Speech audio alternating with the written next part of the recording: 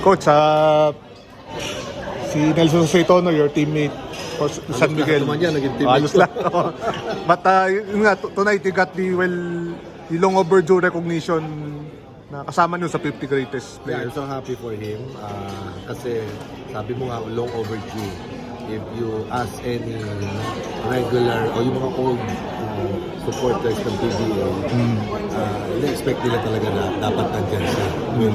But tapos na yun nandun na. So ngayon, na-reinstate na siya sa 50.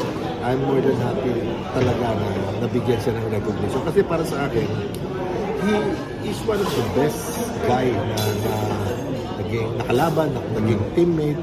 At saka, kung ang basihan din, di ba, one of the criteria ang pinag-uusapan yung MVP, dalawang beses siyang candidate for MVP, natalo lang siya sa votation, pero he's leading the statistics and everything. Tapos, natalo lang siya sa votes.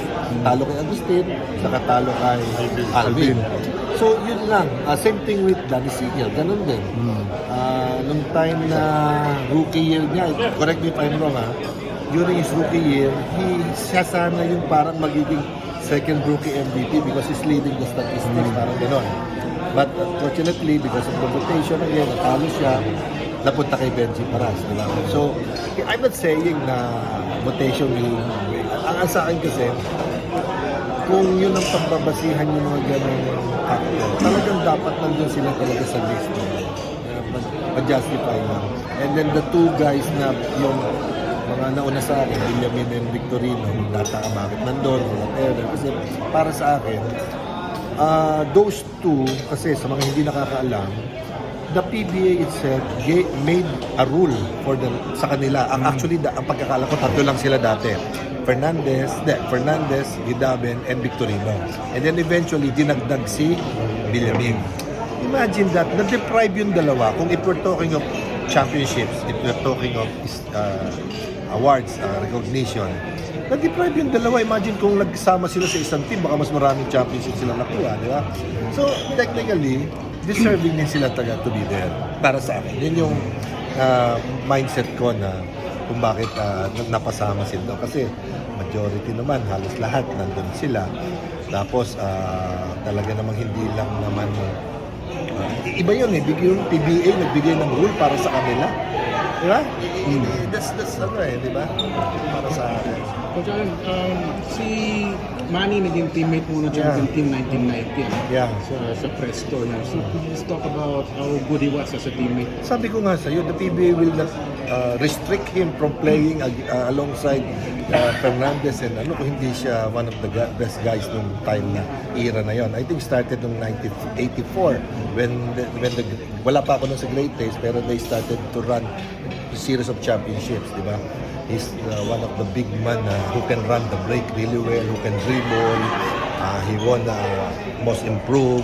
At saka isang factor dito na kinonsider namin lahat is may mga awards kasi ngayon na hindi pa binibigay yung araw. So hindi natin pwedeng ibasihan lang, ay kasi ito nag-MVP ng Finals MVP o nag-Best Player of the Conference ngayon.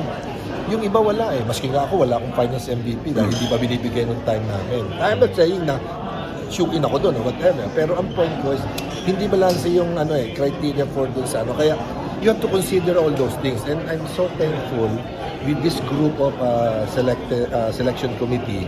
Very professional, with the help syempre ng ating chairman, si Commissioner Sunny Barrios. Naging smooth yung pagpili, naging professional lahat with high respect to everyone. Parang may mga deliberation, of course, entitled lahat to have that, their opinion kung sino. We have, if I'm not mistaken, close to 32 candidates out of the hindi na lang nila kanina, pero yung napiling 10 talaga, kung ba sa I think except si Abby lang ang unanimous the rest are majority, parang gano'n. So, just to Coach, why would you say na si Abe yung unanimous? And hindi. bakit yung Iba-ibang, siyempre nga, hindi naman sa what I'm saying, don't get me don't get me wrong on that. pagkakasabi kong siya yung unanimous, he got the 9 votes of all, the 9 votes of all of us. The rest, iba-iba yung ano. Pero I don't want to go to specific na kasi nga sabi naman nila, you don't need to dwell on that anymore. Diba? Andiyan na yung 10 eh. Pero sabi nga ni Commissioner kanina na the top 4 should be 92% or something, di ba? Parang gano'n. Coach, ang na-mention ko na parang big fan daw kayo ni Arnie Tuadles. Yeah. Ikaw ba yung nag-ano? Ha? Ikaw ba nag-lobby or... Hindi, lahat kami. Lahat kayo? Sabi ko nga, halos lahat naman, pare-parehas kami ng ano, is in the list eh. Mahirap lang kasi yung, I'm not in the position to say it na ano, pero nasa listahan ko siya.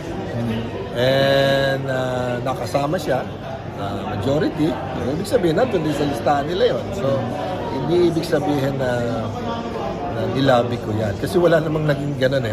Basta meron kaming nandun yung total wala yung ganun. Pare, boto mo si ganito. Pare, wala ganun. But how important? Ako kasi sa akin, sabi ko nga, I based my kasi depending my somehow, I defended yung choice ko eh. Bakit mo sinulat sa list mo? Hindi ko naman alam na nasa list mo din, eventually. I mentioned na he's one of my idols. Looking back, ito yung isang malaking impact sa akin kasi he's the first rookie na naging member ng Mythical 5. Second, si Ricky Brown. And third ako. So parang yung direction, parang galing nito. Tapos Toyota fan pa ako. Tapos eventually, after that, si Benji Paras na supersede lahat yun because he won the MVP rookie. Diba? Pero prior to that, siya yung So, alam mo yun, tapos yun nga, sabi ni Nelson, number 11 ako sa UE. Pagpunta ko sa greatest, nandun siya, number 11. Hindi ko pwedeng kunin, siyempre. So, number 8 ang kinuha ko. Dahil nakilala naman ako sa national teams, number 8. Sabi ko, sige, ito na lang, diretso. So, yun yung istorya doon. Coach, how important yung nasama sila, yung mga players na hindi na, yung mga bagong generation, hindi na masyadong kilala. Yun nga, kailangan sila alam mo yun, mabigay natin yung facts kung bakit sila napasama. Hindi dahil in-influence lang nito or ganito or ganyan. We have to balance everything. Kasi nga, kung sasabihin, bakit hindi naman yan nag-MVP o hindi naman yan walang final. Sabi ko nga, yung balance ng iba-iba eh. As a member of the committee, mahirap din, pero somehow with the help na yung cooperation ng lahat na talaga siya naging smooth ang pagpili. Wala nakasama si Halos lahat yan. pero at si Abet tsaka si Arnie yung 1990 na championship nyo, injured ka game 7. Yes. Kita mo yun, dapat kung may best player of the finals MVP, dapat si Arnie na yun. Kasi he won it for us. Di ba? Wala. Di ba? So, mabuti. Ang scoop, meron nun. In-award sa kanya yun. Ang scoop. So, Si Arnie ba yun? siya. Sa scoop, inano ni Betselis yun eh. The late Betselis. So, makikita mo naman yung nila. Tapos si Abby King. After the disbandment ng Toyota, sino ba ang kumuha sa kanya? Kinuha siyang franchise player ng Gold Eagle Beer ng San Miguel. And he even scored 60 points. Di ba? Parang malaking rin yun eh. Yung makita mo yung accomplishment. Tapos tumagal siya ng how many years? Nakabutan ng mga second, third, and fourth generations. Even Manny Victorino. Kaya lang, syempre, iba na yung role nila nito. Dahil syempre, towards the end na ng career nila, kaya hindi masyadong ang impact. Akala ng tao, ordinary player, what. Pero if you look at the history, makikita mo yan. And dun ko binase yung decision ko. Tinignan ko yung buong There are some players na nami-mention ng kaya lang, yun nga, yung iba gumaling sa Mika eh. Pagdating ng PBA, ilang years na lang sila naglaro. Parang kulang. Pero dapat, kaya ko pinupush na mabalik yung Hall of Fame. Doon sila pwedeng ilagay para ma-recognize naman yung mga hindi napasama sa 50 greatest. Diba? So yun yung doon. Kaya biruin mo kung iba-iba MVP ng 8 MVPs ni wala na tayo dito. Automatic na. Diba? Coach, So, yun lang. Coach, meron bang mga players na medyo naging mainit ang diskusyon when it comes to... Meron din pero hindi ko nababanggitin. Mahirap nang kasi siyempre. Pero merong mga special mention, honorable mention pero napag-usapan ng wag na lang kasi siyempre parang we just stick with the 10 just in na lang in respect to dun sa meron naman siyempre. Dahil dun nga nagkakatalo kasi kung titignan mo lahat kayo, halimbawa magsabit kayo ng tigsa 10 nyo, for sure may mga common dyan. And then sa bandang uli, doon magkakaroon ng diskusyon. Something like that. Pero like nung nagkaroon ng diskusyonan, parang dun, nung after that discussions, parang na-realize mo, parang may ganun pang... Basta it went smoothly.